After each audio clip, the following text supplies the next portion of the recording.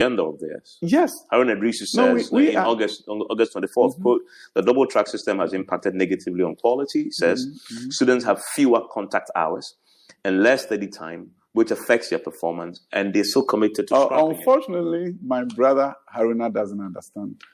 And the staff at the ministry have done great injustice to him. They should have shown him the data. They should have shown him the numbers in terms of contact hours.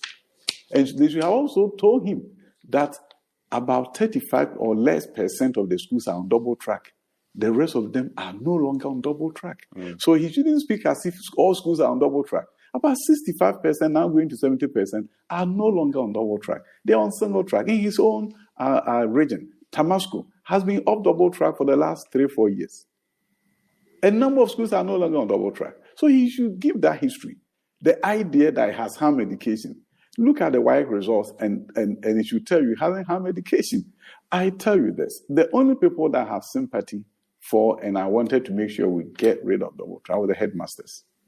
Even though they were allowed to go on vacation and leave the work to the assistant heads, many of them would not do it. I know Pokwa headmaster did that every year. He went on vacation and left the assistant head in charge. I was always teasing her, hey, you were able to go? He said, when I'm gone, I'm still working with them. But many headmasters, they want to take a chance. Maybe the assistant may not do what they wanted to do. So if you talk about a group that had my sympathies, it was mainly the headmasters. They formed an 11-member committee to face it out. And when they formed it, how many days did they meet to come to the conclusion that they couldn't? The 120 days that they said they were going to face it out within 120 days. In fact, they put some schools on notice that single track schools not to open because they're going to combine their opening with all the other schools. Then they realized that they couldn't. You see, the knowledge and ideas that went to the double track, I always say that communication can kill you. We did not communicate well at the beginning. So we were overtaken by events. It was a novel idea, something different, never happened in Ghana, but it had happened in America. I taught in a double-track school system. We didn't call it double-track, and that name, too, was a problem. When you say something is double... But you held on to it even as a minister. No, but what do you do? You didn't change it. What do you do? You rebrand the name. No. You change the name to something else more appropriate. No, it was already done. We have close to 70% of the schools already off double track. So what was the point? The point I'm making here is this. You always have to make sure you fully understand. I mean, they recently launched the B-STEM. We launched B-STEM here in November, right here, November 7th, right here in East Legon. I launched B-STEM. Then I heard the minister launching it again in Sunyane. But it wasn't a problem for me. Relaunching is affirmation of something good that I did. So I commend him for affirming that something good that we did. What about the fact that free SHS has not been extended to private schools? Good idea. Before I get to that, there was this idea that when they come, they'll give headmasters the money. Headmaster can buy a goat, buy anything, feed the students with it. They tried it for 5 months and saw that it was no way. Now they've gone back to the same way with buffer stock and commodity exchange. They've gone back to what we were doing because they saw that giving the 100% of the money was not going to be. Why is that? I mean, the minister said that he got communication from the presidency that the children were not being fed well. And they reversed themselves. But your approach didn't quite solve the problem of feeding. Feeding was still a challenge. But they've gone back to the same thing. Yeah, but then, you know... so watch them closely. You are the news media. Yeah. You are Joy News. Watch them closely because they said what we were doing was not good. History has a bad habit of repeating itself. Why are they going back to it? Ask them.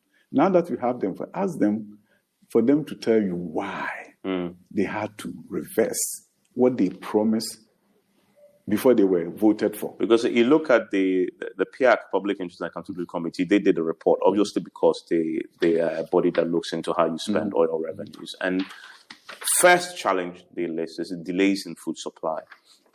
They talk about second, corruption in food supply. 2, the first 2 top on the list of challenges related to food. So something must change. Food was, but it hasn't changed. They've gone back to it. food was not supplied by the ministry. It was given to the Ministry of Agriculture through buffer stock to supply. So when you are the Minister for Education, it's not as if the money is given to you to pay people to supply and you are not paying. Buffer stock is in charge. The minister have no hand in who to supply. It's buffer stock that offered all the contracts. The only time that the ministry came in was when the money was released by the Minister of Finance through the ministry to the controller, then back to the ministry for a check to be written for buffer stock or commodity exchange. That is the extent of involvement of the ministry. You give me your assessment of the privatization of free SHS. It's gone out to private schools. I don't understand the logic. Why don't you? You see, the thing is this. What are the schools that you want to take off double track? So let me give you an example. Pre-sec is double track. You don't want pre-sec to be double track anymore. Find comparable schools that parents will gladly accept to go to that are private schools so that you can decongest pre-sec. So you have ICS, International Community School, not too far away from pre-sec. Will parents who are supposed to go to pre-sec be willing to go to ICS? I bet yes, but can you afford it? Yeah, so the government thinking is that the free SHS will not cover private schools. Private schools can run free SHS and the students won't pay anything. No, but what I'm saying is that the critical thing in Ghana, you see, when you don't get the whole thing right, you prescribe the wrong solution. So you think private schools the thing is wrong? The thing is this. The issue is that, first of all, you have to understand why we had double track. If you don't understand it, your solution will be wrong. But I don't think that the private schools is a solution to the double track. Oh, that why? No, that is why they brought it. Go and read their policy prescription. They say they will bring that so that they can eliminate double track. But it's good in itself, right? The private schools have space. And they've always, when you were there, actually, the press conferences, calling on you to bring them on board. The private school has space. What we don't understand in Ghana is that parents have a right to select the school that they want their children to go to. Yeah. And everybody wants category A school. So if you don't have category A, private schools, parents are going to have nothing to do with it. Those who go to B will want to have a comparable category B private school so that will meet their needs. And the reason why I was saying this was that the double track was not introduced because of lack of space in our schools. It was introduced because? It's lack of space in desirable schools. So if you go to category C schools, there are some schools with empty beds, empty classrooms. But parents say, I don't want my child in category C. So what the challenge is that you have students, the parent preference for these top-level schools. So what we need to do is whenever you build a new school, how fast can you make it a top-level school? So I'll give you an example of Abomosu, where we got an assistant headmaster from Presec to go and preside, to bring Presec best practices there. Because we're following what has happened in this country. Manfi Methodist Girls was not always like this. It took an assistant headmistress from Wesley Girls who went there and Manfi changed. Ahantamine Girls, assistant headmistress from Wesley Girls, changed the place. Quite recently, Aguna, there's a school there where assistant headmistress,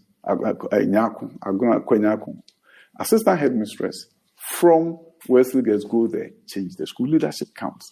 So what we decided to do was that not only are we building new schools, but we are filling them with the existing high-performing schools to lift them up. Now, Bosomchi Girls have been existing for 4 years. We have 2 parents who have contacted me with 118, and they want Bosomchi Girls.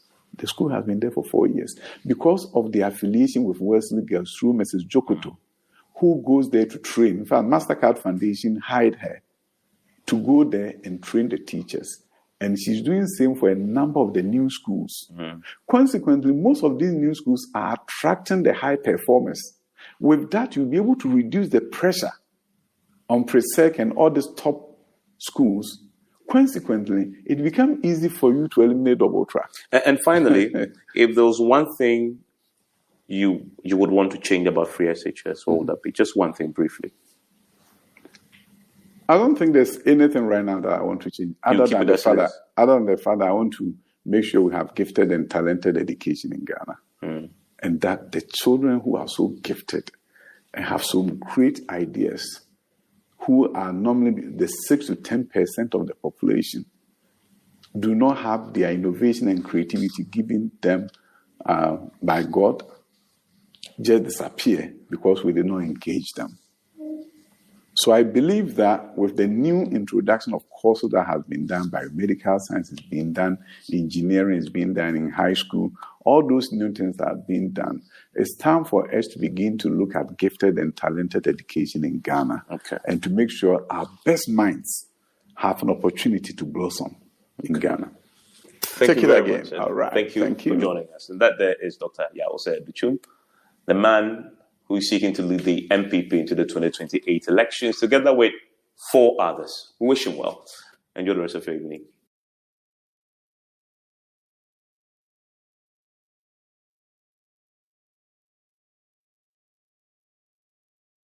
I don't understand why some countries have done it, but we can't.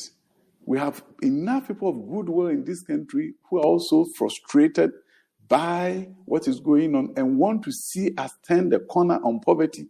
And I'll mobilize those army of people of goodwill.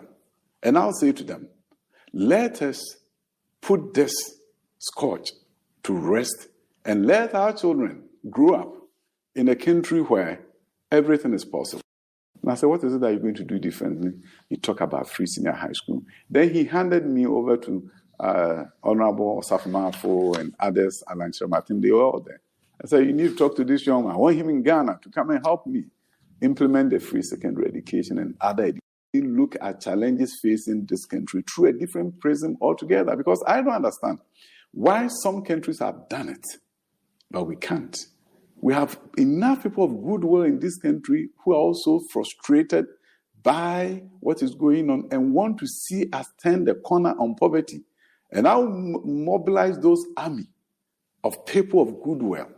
And I'll say to them, let us put this scourge to rest and let our children grow up in a country where everything is possible. Do you accept, though, that you are an underdog in this race? Underdog is good, and I always accept.